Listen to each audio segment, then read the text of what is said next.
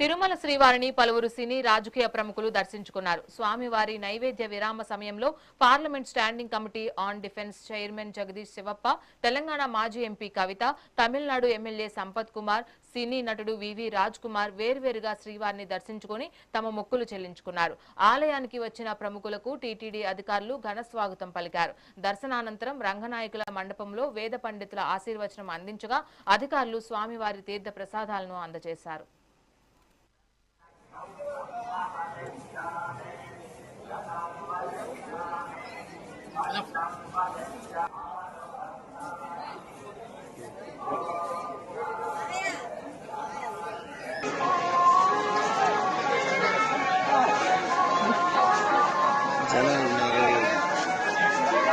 centre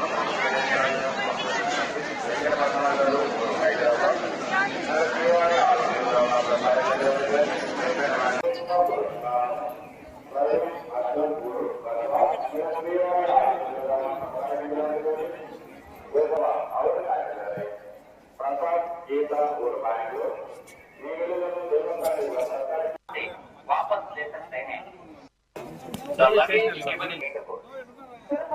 team